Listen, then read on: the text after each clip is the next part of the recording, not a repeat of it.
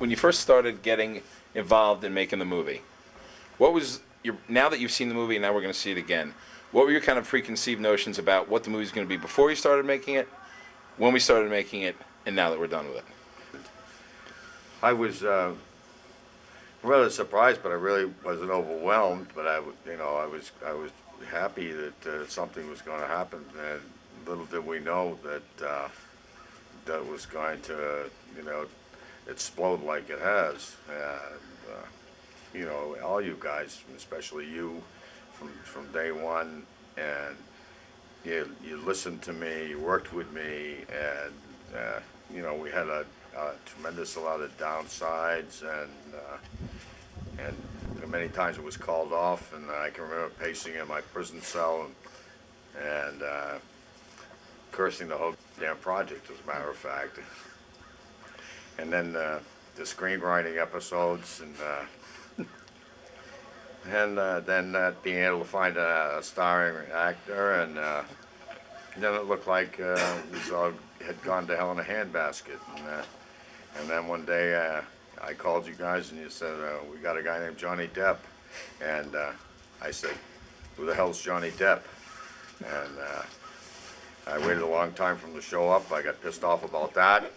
And when he got here, I fell in love with the guy. And so I'm exceptionally happy.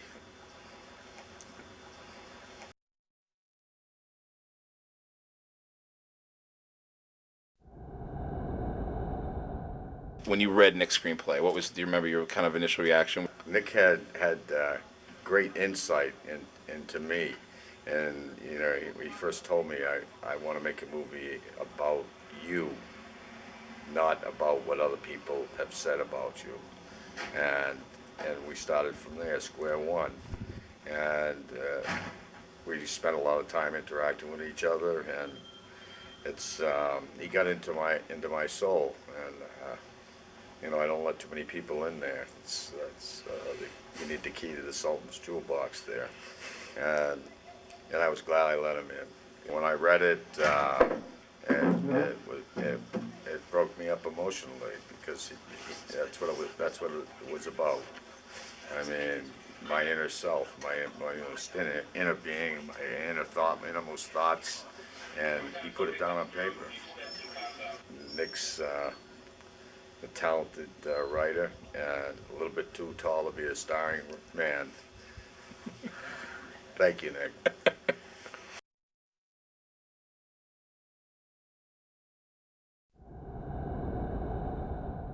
The next step, seeing the movie, when I brought you the rough cut, which is now about 45 minutes less than the last time you saw it, because I wanted you to see every frame. What was your first reactions that day when you saw the movie? Well, very few people in life are fortunate enough to climb aboard the time machine, and it's a time machine for me. And it took me places that I didn't want to go, places I had forgotten about, places that I never wanted to leave, and the total summation and culmination of all those places, that it just tore me apart emotionally. And in particular, what part of the film or part of the, was it kind of the story itself, the portrayal of Johnny portraying you, the portrayal of the people that were in your family, from Ray Liotta playing your dad to your mom, all that kind of stuff? Like, what really hit it home for you?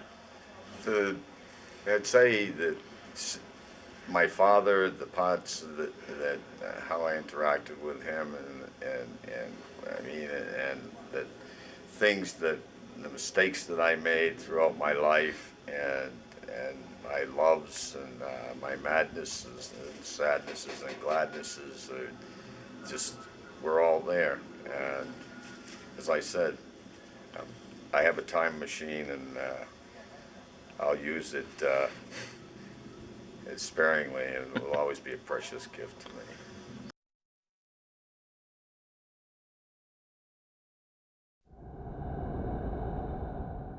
Talk to me about what it was like to watch Johnny Depp portray you on the film. Johnny Depp literally blew my mind. it was me. He became me, and it's. I told him jokingly that but one is the number and two is the one, and I, to be honest with you, I'd never seen a film that Johnny Depp had ever made, and that he portrayed me, and he literally became me, and his voice, his actions, his mannerisms, everything totally, and it's almost frightening. And if you could change places with me here now, I don't know, John, we could work something out. I remember you watching it for the first time, just really laughing in the beginning at how funny he got some of your mannerisms in the 60s part of the movie, which is the fun part, and then really being touched by the emotional stuff at the end. Talk a little bit more about that. Well, it's almost as, I believe a lot in destiny. It's almost as if, the gods of destiny bestowed him upon us, because he's much younger than I am, but it's he's exactly me. I mean, even outside of the movie, as far as his likes and dislikes and his lifestyle, except for smuggling, John. Right. And his lifestyle is the literature that he likes, his philosophies, and his women. And Johnny is we're both a part of each other. That's all.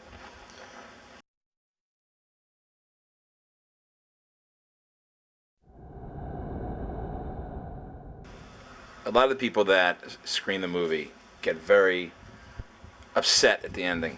They feel bad for you for what you're doing. They get mad at you for doing that final bust. They get mad that you left Christina on the doorstep, but they feel sorry for you. Why is that? I think that it all boils down to a man bent on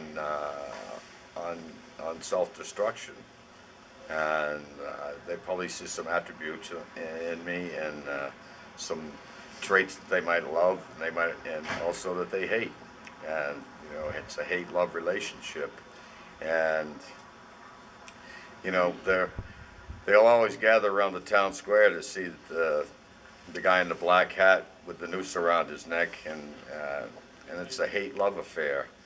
It's a guy who chose free will over a love of his daughter and his family, and I can't say that he loved himself, but he loved free will more than an adventure, more than he did the people around him. Right.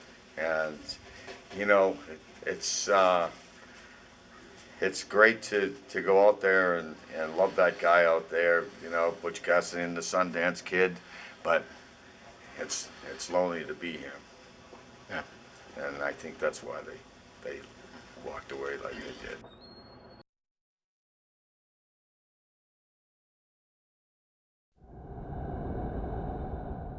Remember that poem you wrote for me? It's the last day of summer and I'm left out in the cold with no place to go. Yeah. People really, really respond to that. Expand on that a little bit about where you are right now. Yeah, there's a movie. Yeah, there's all this other stuff. George Jung is here. Explain that part of it for you. It's true that being here in prison, but even if I weren't in prison, I think that for me every day would be the last day of summer, and I'd be left out in the cold with no place to go, because there are very few people that I can relate to ever again in my life, or ever will understand me, because I've gone places where very few people ever go. I mean, I played the ultimate gamble. I gambled my life, and you can't go back again. You can't go home again. And the road for me is maybe a moonlit ribbon of loneliness, and more or less totally inexplicable to anyone, even myself. And I don't know. I mortgaged my whole life from several moments of freedom. And who the hell does that?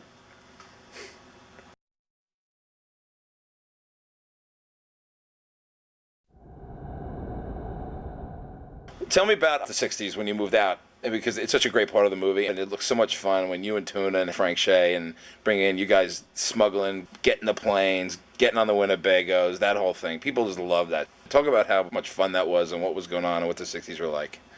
It was fun, the '60s. I mean, it was a time of great innocence and just and arriving in California from Massachusetts was going from a sandbox with no toys to the toy shop. And actually, June and I were overwhelmed, but it didn't take long to overcome that either. To join the madness and sadness and gladness of it all. And as far as my mother always said that the day I went to California was the day I went bad.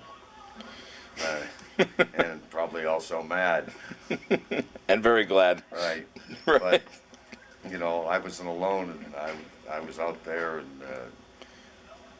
and also there was a lot of anger out there, too. Yeah. And there was a tremendous awareness out there, and it's like Timothy Leary said, turn on, tune in, and drop out. And Tuna and I most definitely did that.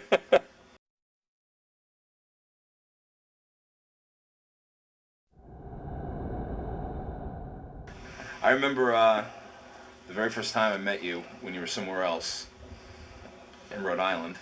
Remember? Yeah. And I remember that meeting was very strange for me because I remember really falling in love with you that day because you were really charming and funny, and me and hung out. And then I had this feeling as I left, like how excited I was about meeting you, and then I had this grim feeling come over me, like, wow, I'm getting excited about a guy who's in jail. And I didn't know enough about you, and I just kind of like, well, this guy is, he smuggled drugs, I was very judgmental. He's responsible for this, he's responsible for that. And then the more I met you and the more we corresponded, and then the more you shared with me about your childhood and then all what the real story was, my view of you and my judgment of you really changed completely differently. And it's the reason why I made this film about you, because I think it's a classic American tale, and I think it's, for me, forgetting all the stuff that you did, I think it's really about what happens to kids when their parents are irresponsible. Those kids grow up and be irresponsible parents to their kids, and it's like this cycle that you and I have talked about a lot. And to me, that's what is the most important thing of the movie, and how that realization came, and kind of where you're at today right now,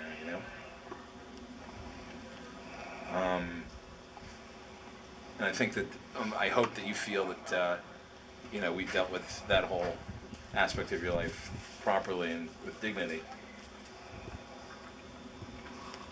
But, okay, well, you did. Yeah, That wasn't a question, by the way. No, it was just a thought. I mean, you know what I mean? Just a... Oh, well, you kind of threw me off balance, for the guy. It's but it's the hate-love relationship.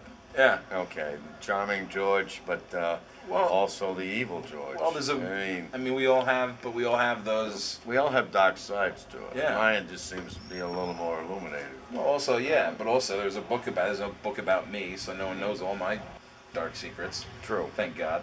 But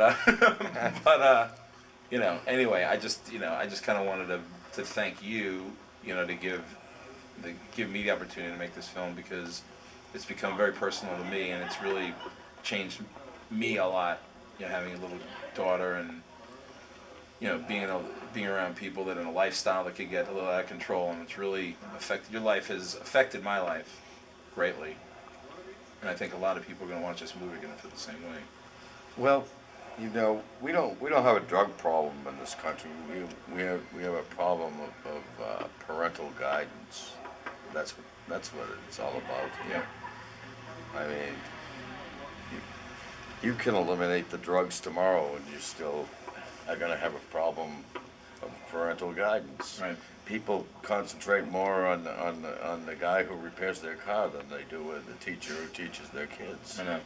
And Teachers get paid like minimum wage, and guys who drive trucks Yeah, it's are ludicrous. making hundreds of thousands Right. of dollars. right, and either they wake up to that fact, or the tragedy will continue to the point of where you can't fix it.